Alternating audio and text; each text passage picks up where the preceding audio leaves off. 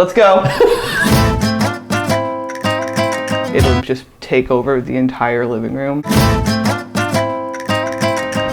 For ironworkers, Carhartt was like the jewel in the crown. That was the brand. Our competitors say it's just as good as Carhartt, but for less money.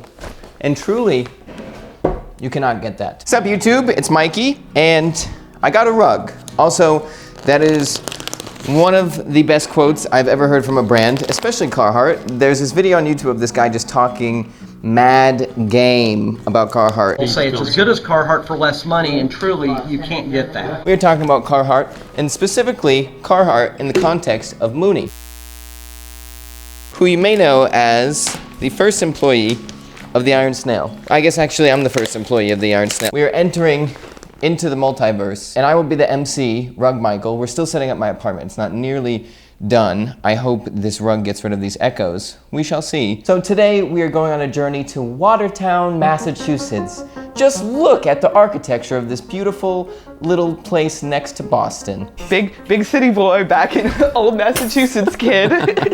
Do you hear all the lovely honking from New York? Love that I moved to New York. My commute is longer, my rent is almost double the price, and people are honking at the air. So today is kind of twofold because we'll be talking about Carhartt. Of course, we'll go over sizing. Mooney has a discontinued Carhartt jacket, which is actually my favorite. We'll go over the world's strongest seam, the material they use, and all that. But this is twofold because also, I just kind of want you to meet Mooney. No. Well, you know this guy? No, but he's just...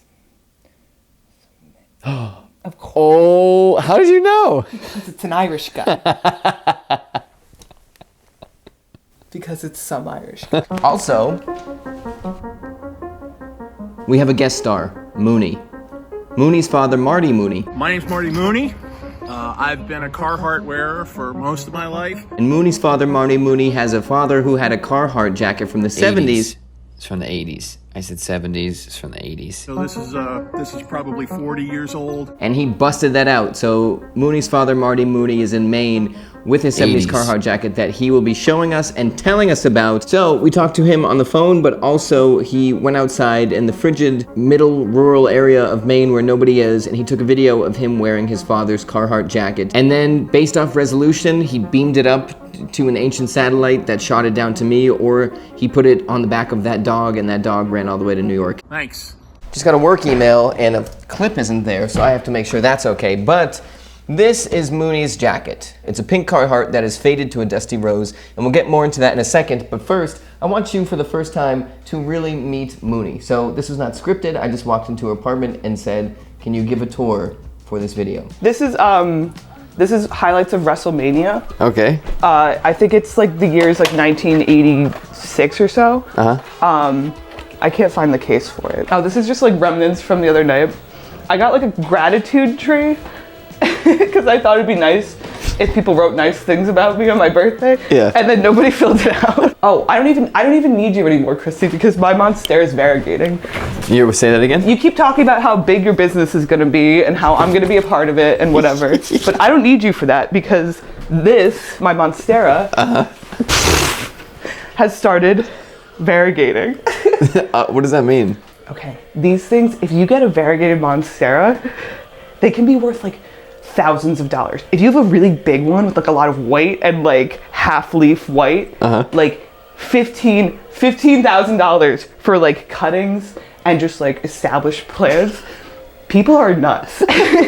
And it's so rare for it to happen later on, but it's, look. Tell me, point it out. You can't. Oh, this? Yeah, it's got a long way to go, but. That's just money in the bank right there. This is just money in the bank. Little rundown of Mooney. Mooney is from New Jersey, but for some reason was born a Boston local. There's just one more that I forgot in the car from Christmas. Oh. Welcome to Watertown, baby. My dad used to have a Carhartt overalls and the Carhartt jacket, like the 3/4 length jacket. They could stand up by themselves, not because they smelled bad, just because they were so strongly made. Carhartt chore jacket.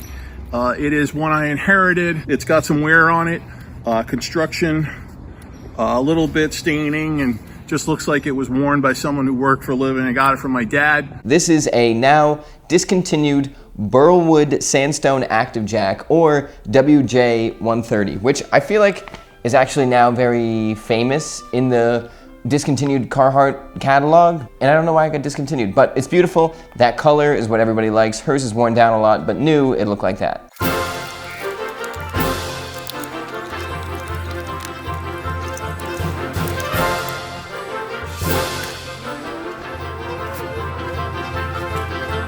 So I asked Mooney about sizing because it's her jacket, and she explained it to me, but TBH, it was pretty incoherent. So I wrote down what she said, but I will tell you what I think too. She said she usually sizes up, so she should be an XL in Carhartt based off her regular clothes, but since she normally sizes up and Carhartt is a size up, she wears a large to fit regular, but she should really be an extra large.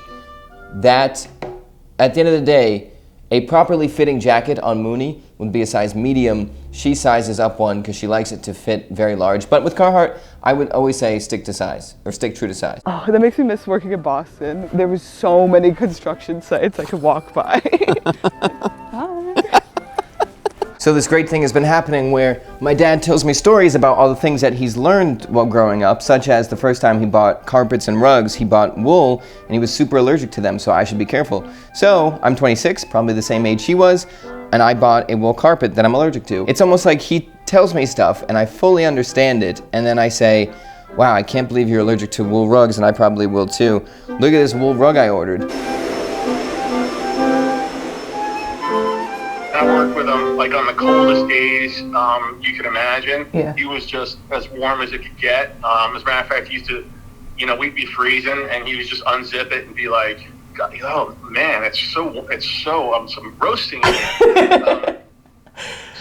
Sounds like Papa. That right there, by the way, is the one and only Marty Mooney, and his voice sounds simultaneously like he could be 24, but also 55. It's a cool voice, and it would be perfect for a podcast, which he has. It is called Set the Record Straight, Dave and Marty. If you like music, what are you doing not listening to it? Okay, so now this is the real meat and taters of the video. Barring the fact that Mooney's jacket and Mooney's jacket have 50 years apart, one is a grandfather's and one is the current generation's, Carhartt still has a lot of things in common that they did with their roots. Maybe, obviously things changed since their inception, but like I said, the meat and potatoes, the meat here is the duck canvas, the potatoes is the world's strongest stitch, and Carhartt is the big guy at the end of the day that eats both of those. So let's talk about those. First thing we'll start off with is duck canvas. Now, duck canvas is a form of canvas. Canvas is just a plain weave that looks like this versus twill, that is a denim. Duck canvas is that same canvas,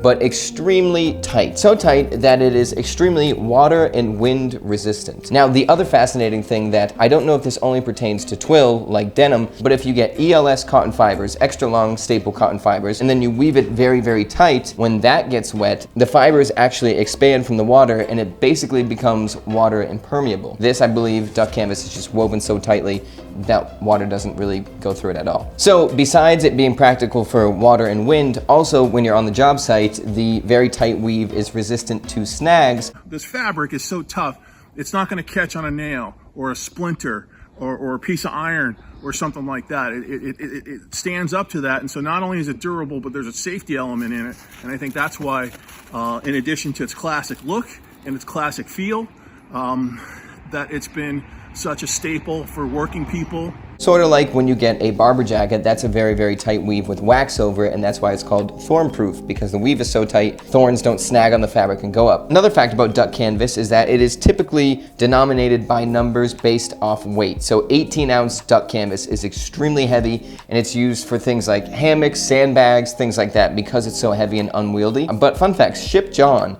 the Wills jacket, uses that weight of duck canvas that is incredibly heavy, and they wax it. Carhartt uses 12-ounce duck canvas, which is very, very tight and a very tough fabric. Ship John is the extreme version of that. That is, even I feel like a workman would be like, this jacket is not comfortable. And you really, really have to break it in, but Carhartt finds that middle ground where it is tough as you need it to be and as comfortable as you need it to be, which gets us into seams. I do just want to say that, believe it or not, I am not a sewing master. Look in the comments. If anyone corrects me, they're probably right, and I'll respond to it. My father would sort of be like, if he saw someone wearing a Carhartt jacket, like just in regular life, insulted because it was like, okay, yeah, we know you got a job. Now put your work clothes away and put on a regular coat. That was kind of what it was like. If you're looking at a pair of jeans, which as we know are now a fashion statement, but originated just to be workwear, the outside stitch right there is probably one of two things. If you look at the outside and you're wearing selvage denim, probably a straight stitch where the denim folds like this, the selvage goes out, and that little out right here is stitched together with one stitch. And this is what makes Carhartt a little bit different, because with denim, if I take these jeans and I'm super strong and I'm pulling and pulling, the stitching will fail and let go and break. The fabric will be fine. Carhartt uses a triple stitch flat felled seam, which if you picture one piece of fabric like this, another piece of fabric like this, they lock it like this, and then they stitch down where that fabric is locked, so right here. And then what Carhartt does is it's a triple stitch flat felled seam, so if you look like this, they stitch 3 times over where that fold is. So if I was still that very, very strong guy and I grabbed a Carhartt seam, maybe the sleeve of a jacket, and pulled as hard as I can, the fabric would rip, in a laboratory test at least, the fabric would rip before the seams do, because a triple stitch flat felled seam is that strong. So that's why Carhartt gets that reputation of just being an incredibly tough and well-made garment, whether it be pants or jackets or shirts or whatever, because they do stuff like that, so it is as tough as it can possibly be. Typically though, just to say something about jeans, the reason it is serged or straight stitched or something like that is for comfort. So jeans are usually going against bare legs. I guess a flat felled triple stitch seam is not as comfortable, so that's why some brands don't do that. Okay, and finally, welcome to my bedroom. This is where I've done the least work, and it very much looks like this could be the place that I kill you, as I'm a serial killer. That is the end of the video. I will see you next week where we do a winter jacket tier list, because I still don't have a winter jacket. All right, bye. Just Bye. leave all my gear here. Get out of here. Go back to the Big Apple, huh?